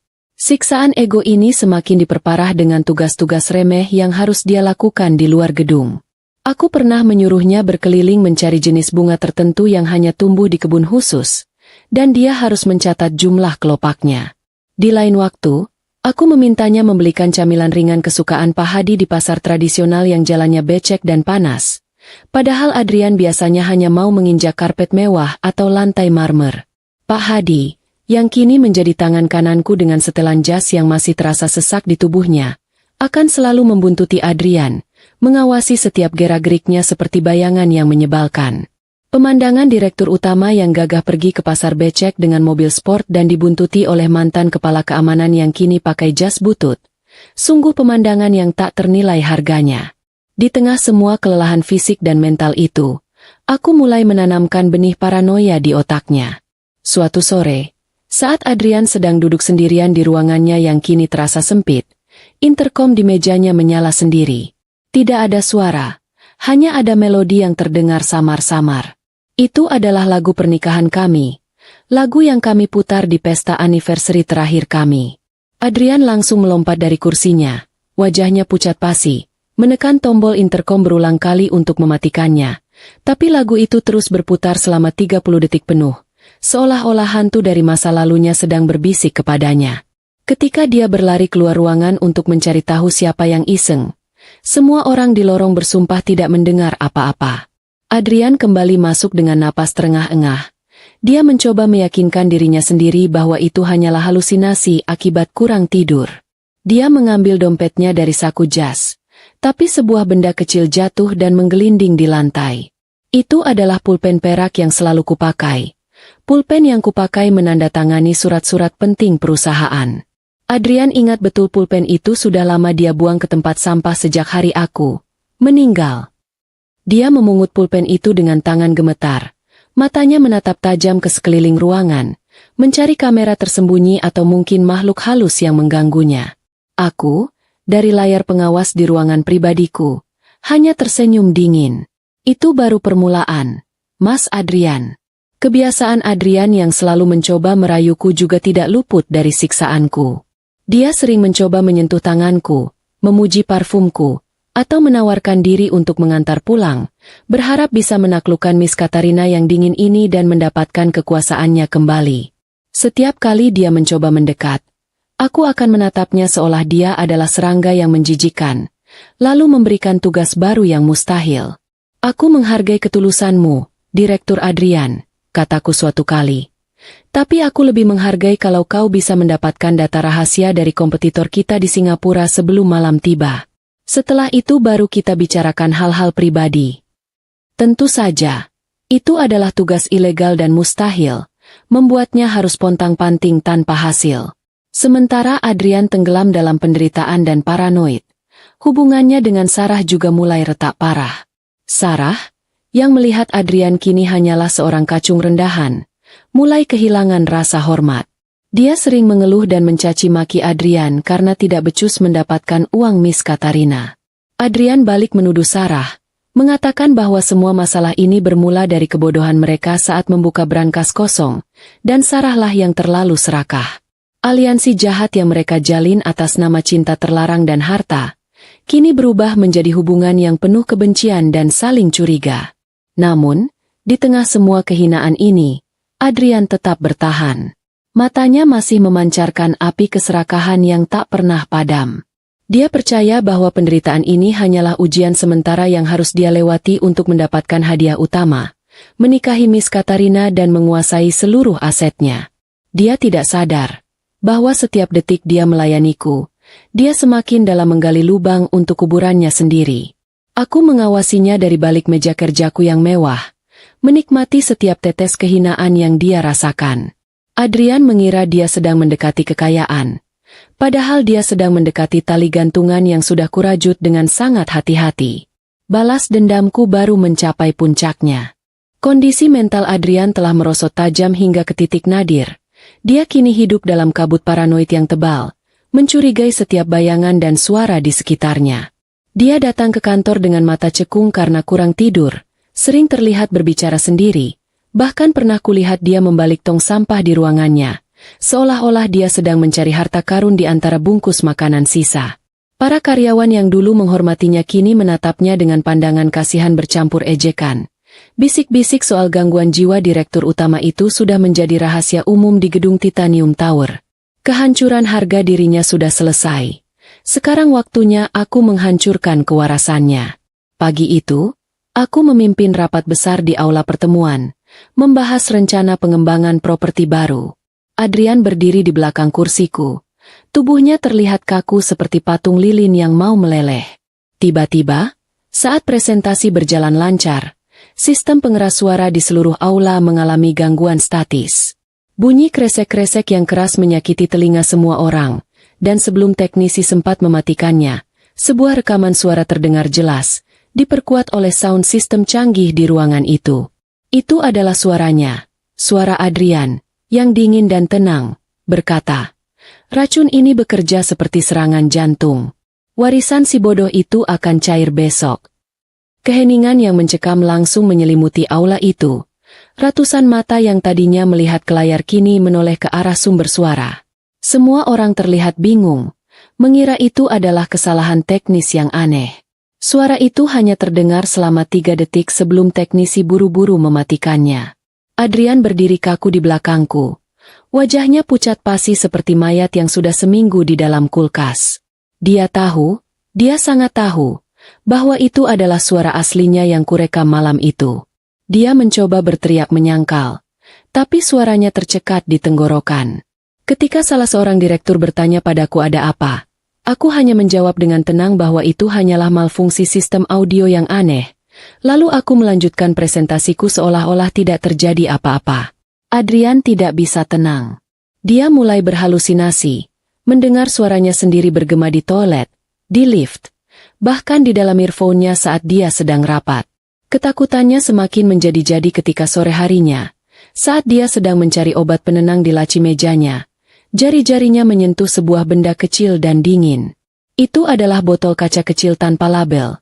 Botol yang sama persis yang dia gunakan untuk menyuntikkan racun ke dalam kopi di kantorku malam itu.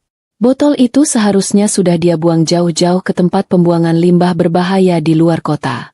Namun, botol itu kini ada di laci mejanya, bersih, mengkilap, dan seolah baru diletakkan di sana. Melihat botol itu, kewarasan Adrian benar-benar runtuh. Hanya ada 2 orang yang tahu persis bentuk botol itu dan apa yang terjadi malam itu, dirinya dan Sarah. Adrian yakin ini adalah ulah Sarah. Dia pasti sedang mencoba menjebaknya dengan bukti kejahatan itu, agar dia bisa mengambil hatiku, sebagai Miss Katarina, dan mengklaim seluruh kekayaan yang dijanjikan. Kemarahan paranoid itu membuat matanya merah menyala. Dia tidak lagi melihat Sarah sebagai sekutu, melainkan sebagai musuh paling berbahaya yang harus segera dia singkirkan. Tanpa membuang waktu, Adrian berlari ke ruangan Sarah di lantai yang sama, membawa botol kaca itu di tangannya seperti senjata. Dia mendobrak pintu ruangan Sarah dan langsung mencengkeram bahu wanita itu dengan kasar. Adrian berteriak, menuduh Sarah mengkhianatinya, menuduh Sarah diam-diam bekerja untuk Miss Katarina, dan menuduh Sarah yang menaruh botol itu di mejanya.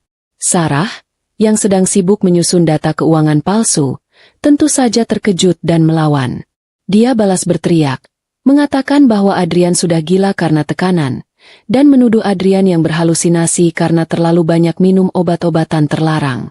Pertengkaran hebat terjadi, diiringi suara pecahan vas bunga dan tumpukan kertas yang berterbangan. Mereka saling caci maki, membongkar semua aib dan kebohongan masing-masing di dalam ruangan itu. Adrian menuduh Sarah adalah otak di balik ide pembunuhan itu, dan Sarah membeberkan bahwa Adrian yang merencanakan skenario racun karena ingin melunasi utang judinya yang menumpuk. Aliansi kejahatan yang mereka bentuk dengan janji kemewahan itu kini benar-benar hancur lebur dari dalam. Mereka saling mencabik seperti anjing liar yang terperangkap dalam satu kandang. Aku, dari ruangan kerjaku di lantai teratas, menonton drama kehancuran itu dengan tenang. Pak Hadi sudah memasang kamera tersembunyi kecil di ruangan Sarah beberapa hari yang lalu. Aku menyaksikan Adrian dan Sarah saling menampar dan berteriak-teriak. Kata-kata yang keluar dari mulut mereka adalah bukti sempurna atas semua kejahatan mereka. Di balik topeng Miss Katarina yang dingin, aku tersenyum puas. Aku tidak perlu repot-repot menjatuhkan mereka dengan tanganku sendiri. Aku hanya perlu menanamkan benih ketidakpercayaan, dan mereka akan melakukan sisanya untukku. Aku mematikan monitor kecil itu, meletakkan laptopku di meja kaca. Rasa dendamku kini sudah terbayar lunas secara psikologis. Adrian yang dulu kejam dan sombong, kini adalah seorang pria yang hampir gila, dan Sarah, yang dulu licik, kini adalah seorang wanita yang ketakutan dan putus asa. Keduanya sudah tidak fokus pada bisnis. Mereka hanya fokus untuk saling menyerang dan bertahan dari hantu-hantu masa lalu yang kubangkitkan. Semua sudah siap. Waktunya untuk melangkah ke babak terakhir. Aku akan membiarkan mereka sebentar saja menikmati sisa-sisa kebebasan mereka, sebelum aku mengundang mereka ke panggung utama kehancuran. Aku mengundang Adrian untuk makan malam bisnis di sebuah restoran privat yang sangat eksklusif, tempat yang tidak mungkin bisa ia jangkau dengan penghasilannya saat ini. Aku duduk di bawah cahaya lampu kristal yang temaram, membiarkan Adrian hanya menatapku makan sambil membahas rencana perusahaan yang rumit. Tujuanku malam itu bukan untuk memberinya makanan, melainkan untuk memberinya harapan palsu. Adrian terlihat lebih kurus dan kelelahan, tapi matanya masih memancarkan api keserakahan, dan itu yang ku mau. Keserakahan adalah sakelar yang paling mudah kumainkan di otaknya. Dengan nada prihatin yang dibuat-buat, aku bertanya padanya mengapa performanya menurun drastis akhir-akhir ini, seolah aku benar-benar peduli. Adrian mulai beralasan. Berbicara tentang tekanan dan rasa kehilangan Lara yang ia cintai. Aku menatapnya tanpa ekspresi, membiarkannya tenggelam dalam kebohongan yang dia ciptakan sendiri. Setelah dia selesai berdrama, aku melemparkan umpan utamaku yang sudah kurancang matang bersama Pak Hadi, cerita tentang Luna, saudara kembar rahasiaku. Aku mencondongkan tubuh ke depan, berbicara dengan suara yang dibuat penuh misteri dan kesedihan palsu. Aku bercerita bahwa alasan sejatiku datang ke Indonesia adalah untuk mencari Luna, saudara kembar identik Lara yang disembunyikan sejak lahir karena sengketa warisan keluarga yang rumit. Kunci akses ke dana triliunan itu ternyata dibagi dua, bisikku pada Adrian. Satu ada pada Lara, dan satu lagi ada pada Luna, kembarannya yang polos dan naif, yang kini sedang dalam perjalanan menuju kota ini. Aku mengatakan bahwa Luna persis seperti Lara yang dulu, gampang dibohongi, dan ayahku merancang semua ini karena beliau adalah penggemar berat cerita fiksi yang penuh intrik. Adrian mendengarkan setiap kataku dengan mata melotot. Informasi ini, meski terdengar seperti cerita sinetron yang dipaksakan, sangat masuk akal bagi logika orang serakah seperti Adrian. Itu menjelaskan mengapa brankas itu kosong, dan mengapa dia tidak pernah bisa mengakses harta karun itu, karena kuncinya ada dua. Kegembiraan langsung menyelimuti wajahnya. Matanya kembali berbinar seperti anak kecil melihat mainan baru. Dia melupakan semua rasa paranoid dan ketakutan akan hantu. Dia kini memiliki target baru, target yang lebih mudah dan jauh lebih menguntungkan. Luna, si kembar yang polos. Adrian langsung menawarkan diri untuk membantuku menyambut Luna, berjanji akan mengurus segala keperluannya. Aku hanya tersenyum tipis, membiarkan ia dengan antusias merencanakan pembunuhan istrinya yang kedua. Di sisi lain, Sarah yang sudah terisolasi dan putus asa, menyaksikan kedekatanku dengan Adrian dari jauh. Dia melihat Adrian yang semakin sering tersenyum di dekatku, dan dia yakin bahwa Adrian berniat membuangnya dan menggantinya dengan Miss Katarina, janda kaya raya yang gajinya puluhan kali lipat dari gajinya. Cemburu yang membakar hati Sarah akhirnya mengubah keputusasaannya menjadi tindakan nekat. Dia memutuskan bahwa Miss Katarina harus disingkirkan, sama seperti Lara. Suatu malam, Dengan berbekal kunci duplikat apartemenku yang ia curi dari tas kerja Adrian, Sarah menyusup masuk ke penthouse mewah yang kutinggali. Apartemen itu gelap gulita, hanya diterangi cahaya rembulan yang masuk dari jendela kaca besar. Sarah berjalan mengendap-endap menuju kamar tidur utama. Tangannya menggenggam erat pisau bedah yang ia curi dari rumah sakit. Di atas tempat tidur, terlihat gundukan besar di balik selimut tebal. Sebuah sosok yang terlihat sedang tidur nyenyak. Sarah maju perlahan. Kebencian memuncak di matanya. Dia menerjang masuk dan menghujamkan pisau itu berkali-kali ke arah gundukan di bawah selimut. Tidak ada teriakan. Pisau itu hanya menembus kain dan menusuk guling-guling dan bantal yang sengaja kutumpuk menyerupai tubuh manusia. Sarah terbelalak kaget. Tiba-tiba, lampu di kamar mandi menyala terang benderang, diikuti oleh sebuah proyektor yang menembakkan gambar ke dinding putih di hadapannya. Gambar di dinding itu adalah rekaman CCTV dari ruangan Sarah sendiri. Gambar itu menampilkan dirinya dan Adrian sedang tertawa-tawa, membicarakan dosis racun untuk Lara. Suara tawa jahatnya sendiri yang dulu kugunakan untuk meneror Adrian, kini memantul di dinding, mengejek kejahatannya. Suara pintu kamar mandi terbuka pelan, dan aku melangkah keluar, masih mengenakan pakaian lengkapku yang elegan, tanpa ada setetes pun keringat atau ketakutan. Aku menatap Sarah dengan tatapan dingin dan penuh kemenangan. Aku tidak berkata apa-apa. Biar matanya sendiri yang menyaksikan bahwa wanita yang ia coba bunuh, wanita yang ia benci karena telah merebut Adrian, adalah orang yang sama yang ia bantu bunuh 6 bulan lalu. Sarah menjerit histeris. Kakinya lemas dan ia jatuh terduduk di lantai. Pisau bedah itu terlepas dari tangannya. Saat itu juga, Pak Hadi dan 2 petugas keamanannya masuk dari pintu samping. Mereka memborgol Sarah yang kini meracau dan menangis histeris. Aku telah menyelesaikan permainanku dengannya. Malam itu, Sarah diasingkan ke suatu tempat rahasia. Di bawah pengawasan ketat Pak Hadi, dipaksa menatap layar monitor yang terus memutar rekaman kejahatannya sendiri.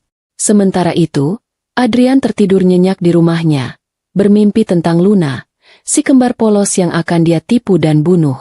Dia tidak tahu bahwa sekutunya sudah hilang, dan dia kini sendirian, berjalan lurus menuju panggung di mana aku sudah menyiapkan pertunjukan terakhir yang paling memalukan. Malam puncak perayaan investasi baru Titanium Corp diselenggarakan di ballroom termewah ibu kota, tempat yang biasanya hanya kudatangi untuk acara amal bersama mendiang ayah. Ruangan itu disulap menjadi lautan kemewahan. Lampu gantung kristal raksasa membiaskan cahaya keemasan, memantul pada gaun-gaun malam para tamu terhormat dan setelan jas mahal. Aku, sebagai Miss Katarina, berdiri di tengah ruangan bak seorang ratu yang memegang kendali atas segala panggung drama ini. Di sampingku, Adrian berdiri dengan dagu terangkat tinggi, senyumnya tak pernah lepas dari wajahnya. Yakin betul malam ini adalah malam penobatannya sebagai raja baru. Adrian merasa dialah pemenang sejati. Dia sama sekali tidak peduli pada Sarah yang menghilang secara misterius sejak kemarin. Dia hanya menganggapnya sebagai masalah kecil yang harus dibereskan nanti. Fokusnya hanya padaku, pada kekayaan yang akan segera dia genggam, dan pada status barunya sebagai pasangan dari janda kaya raya. Dia sibuk menyalami para pejabat dan direktur, berlagak sebagai tuan rumah yang ramah dan penting. Aku hanya membiarkannya menikmati setiap detik kepalsuan itu, menikmati arogansi terakhir yang akan segera kurampas darinya. Di saku jasnya, tersimpan sebuah kotak bludru kecil berisi cincin berlian mahal yang dia beli menggunakan kartu kredit perusahaan, dengan izin palsu yang kubuat sendiri. Rencananya sudah matang. Dia akan melamarku di depan ratusan tamu penting, memanfaatkan tekanan publik agar aku tidak bisa menolak. Adrian percaya, dengan menggabungkan kekuasaanku dan wajah tampannya, dia akan menjadi pasangan paling berpengaruh di Indonesia. Dia lupa, pernikahan pertamanya saja berujung pada pembunuhan berencana. Tibalah waktunya untuk pidato utama. Aku naik ke atas panggung dengan langkah tenang. Sorot lampu menyorotku sepenuhnya. Setelah mengucapkan terima kasih basa-basi atas sambutan hangat, aku memanggil Adrian untuk naik ke panggung. Wajah Adrian berseri-seri, mengira aku akan memuji kerja kerasnya. Begitu dia berdiri di sampingku, dia mengambil mikrofon dari tanganku dan suasana ruangan mendadak hening. Semua mata tertuju padanya saat Adrian berlutut satu kaki di hadapanku. Adrian mengeluarkan kotak cincin itu, membukanya, dan mengucapkan kata-kata manis yang sudah dia latih. Kata-kata tentang takdir, tentang cinta, dan tentang membangun kerajaan bersama. Miss Katarina, katanya dengan suara yang dibuat penuh emosi. Maukah Anda menemani sisa hidupku, dan menjadi ratu sejati di sisi raja? Ratusan tamu menahan napas, menunggu jawaban. Di mata mereka, ini adalah kisah cinta dongeng. Di mataku, ini adalah komedi gelap. Aku tidak langsung menjawab. Aku mengambil mikrofon kembali, dan menatap Adrian yang masih berlutut dengan senyum memohon. Terima kasih, Direktur Adrian. Ucapku dengan suara tenang yang menggema ke seluruh ruangan. Lamaran ini sangat menyentuh. Tapi sebelum ku jawab, ada satu hal kecil yang harus kita saksikan bersama. Sebagai kejutan dariku, aku memberi isyarat kepada teknisi. Layar LED raksasa di belakang panggung, yang seharusnya menampilkan logo perusahaan, tiba-tiba menyala. Gambar di layar itu hitam putih, sedikit buram, namun sangat jelas memperlihatkan sudut ruang kantorku. Tertulis tanggal dan jam, beberapa bulan yang lalu, malam saat aku meninggal. Senyum di wajah Adrian perlahan menghilang, digantikan oleh kerutan bingung. Di layar, terlihat Adrian masuk ruangan, mengeluarkan botol kecil dari saku jasnya, dan menyuntikkan cairan ke gelas kopi. Suara Adrian yang dingin dan kejam memenuhi ballroom melalui sound system canggih. Beres. Racun ini bekerja seperti serangan jantung. Warisan si bodoh itu akan cair besok. Keheningan di dalam ruangan itu begitu mencekam hingga suara detak jantung pun mungkin akan terdengar. Ratusan tamu terpaku. Sendok dan garpu mereka terhenti di udara. Mereka menatap layar dengan mulut ternganga, menatap Adrian, lalu menatapku. Adrian di atas panggung membeku. Darahnya seolah berhenti mengalir. Dia mundur selangkah, menggelengkan kepala dengan panik. Matanya liar mencari celah untuk lari. Dunia sempurna yang dia yakini miliknya, runtuh dalam hitungan detik. Dia mencoba meraih mikrofon untuk berteriak. Tapi tangannya gemetar hebat. Adrian berbalik ke arahku. Matanya memohon. Itu palsu. Rekayasa. Aku dijebak. Teriaknya tanpa mikrofon. Suaranya serak. Dia meraih tanganku. Memohon agar aku, Miss Katarina, membelanya. Aku menepis tangan kotornya dengan kasar. Perlahan, aku mengangkat tanganku ke wajahku, memegang bingkai kacamata hitam yang selama ini menjadi tamengku. Dengan gerakan yang disengaja dan sangat lambat, aku melepaskan kacamata itu, membiarkannya jatuh ke lantai panggung. Lalu aku mengambil tisu basah dari saku jasku, dan dengan kasar menghapus riasan tebal di sekitar mata dan pipiku. Garis-garis tegas makeup Miss Katarina menghilang, menampilkan wajah yang lebih lembut, wajah yang dia lihat setiap malam selama 3 tahun. Aku menatap lurus ke dalam matanya yang terbelalak. Tatapan penuh kemarahan dan kemenangan. Apa kau tidak mengenali istrimu sendiri, Mas Adrian? Tanyaku. Suaraku kembali ke suara Lara yang asli. Suara yang sama yang dia dengar saat dia menyuntikkan racun malam itu. Adrian mundur terhuyung-huyung. Kakinya lemas. Dan dia jatuh terduduk di lantai panggung yang keras. Mulutnya membuka dan menutup tanpa suara. Rasa horor yang merayapi punggungnya jauh lebih menakutkan daripada kematian itu sendiri. Di saat yang bersamaan, pintu utama ballroom terbuka, dan cahaya biru merah dari sirene polisi masuk bersamaan dengan langkah tegap sepasukan petugas berseragam. Aku hanya berdiri tegak, menyaksikan kehancuran yang telah kuluncurkan. Balas dendamku sudah selesai. Adrian terseret menjauh dari panggung pesta gala yang kini telah menjadi tempat kejadian perkara. Wajahnya masih pucat pasi dalam kondisi syok yang luar biasa. Dia meronta dari pegangan polisi, menoleh ke arahku dengan mata memohon, memanggil namaku lirih, mencoba mencari sisa-sisa belas kasihan di wajahku yang dulu selalu lembut. Aku hanya berdiri tegak, membuang muka. Di sampingku, Pak Hadi berdiri dengan sigap. Dia memberikan isyarat kepada petugas lain yang siap membawa Sarah dari lokasi rahasia untuk diserahkan ke kepolisian. Aku menutup buku masa lalu dengan tegas. Tidak ada lagi Lara yang akan menangisi pengkhianatan. Malam itu, Berita tentang skandal Titanium Corp meledak di seluruh media nasional, mengalahkan semua headline politik dan ekonomi. Video rekaman kejahatan Adrian dan drama pengungkapan identitasku menjadi topik pembicaraan utama. Adrian dijuluki sebagai Direktur Maut oleh surat kabar. Dalam hitungan jam, perusahaan yang dia pimpin dirombak total. Aku segera mengambil alih kendali penuh, menstabilkan saham, dan memecat semua jajaran direksi yang terlibat korupsi. Kehancuran Adrian adalah berita buruk bagi dirinya, tetapi menjadi kabar baik bagi perusahaan yang ayahku bangun. Proses hukum berjalan cepat dan tanpa ampun, didorong oleh bukti video yang tak terbantahkan, kesaksian Pak Hadi, dan tekanan publik yang marah. Di ruang sidang yang penuh sesak oleh wartawan, aku duduk di barisan depan, menonton Adrian dan Sarah yang terlihat kusut dan menyedihkan. Mereka terus-menerus saling menyalahkan, membongkar aib masing-masing, menunjukkan bahwa aliansi mereka benar-benar sudah berakhir. Mereka yang dulu bersekongkol dalam kemewahan, kini bersatu dalam kehinaan. Beberapa bulan kemudian, palu hakim diketuk, menandai akhir dari kehidupan lama mereka. Adrian dan Sarah dinyatakan bersalah atas percobaan pembunuhan berencana, pemalsuan dokumen kematian, dan penggelapan dana. Mereka dijatuhi hukuman penjara yang lama. Saat Adrian diseret keluar, dia sempat melihatku. Aku tidak menangis, tidak tersenyum. Aku hanya menatapnya dengan tatapan datar, seolah melihat sampah yang sedang dibersihkan. Kebebasannya sudah berakhir, dan aku merasa beban bertonton yang selama ini menindih dadaku akhirnya terangkat.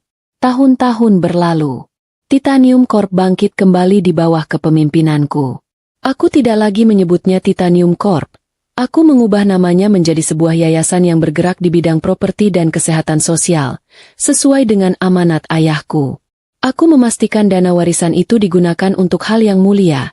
Salah satunya adalah dengan memberikan pemakaman yang layak dan santunan kepada keluarga wanita tunawisma yang jenazahnya menyelamatkanku malam itu. Aku memenuhi janjiku, dan karma pun menjalankan tugasnya di balik jeruji besi. Di lembaga pemasyarakatan, nasib Adrian jauh lebih pahit daripada hukuman fisik. Dia ditempatkan di bangsal isolasi psikiatri penjara karena gangguan mental yang parah. Dia hidup dalam halusinasi, terus-menerus melihat wajahku di mana-mana, bukan wajahku yang cantik, melainkan wajahku yang datar dan dingin, datang membawa jarum suntik untuk membalas dendam. Dia kehilangan berat badan, rambutnya memutih, dan dia sering terlihat meringkuk di sudut sel sambil menggumamkan penyesalan dan memanggil namaku. Siksaan terbesarnya adalah saat melihat televisi di ruang umum penjara. Wajahku muncul di berita bisnis sebagai wanita paling sukses dan dermawan di negeri ini. Dia melihat mobil mewah yang kukendarai. Dia melihat hormat yang diberikan dunia padaku. Itu adalah kehidupan yang dia inginkan. Uang yang dia bunuh demi mendapatkannya. Dan kini semua itu ada di tangan wanita yang dia hianati. Penyesalan itu datang menghantamnya seperti ombak pasang, menghancurkan sisa-sisa kewarasannya. Dia telah membunuh istrinya demi harta, tapi yang ia dapatkan hanyalah penjara pikiran yang jauh lebih menyiksa daripada jeruji besi. Aku, Lara, kini hidup dalam kedamaian. Aku tidak lagi merasa takut, tidak lagi menyimpan dendam. Aku telah membuktikan bahwa balas dendam terbaik bukanlah dengan membunuh musuh, melainkan dengan hidup begitu sukses dan berbahagia hingga musuhmu mati perlahan karena iri melihatnya. Aku berdiri di atap gedungku yang kini dipenuhi senyum karyawan yang tulus, bukan ketakutan. Angin sore menerpa wajahku, menerbangkan ujung hijabku. Aku menarik napas dalam-dalam, mencium bau udara kebebasan yang murni. Aku telah menutup lembaran kelam masa lalu. Lara yang dulu lemah sudah mati, dan wanita yang berdiri di sini adalah ratu yang tak terkalahkan, yang kini memegang kendali penuh atas nasibnya sendiri.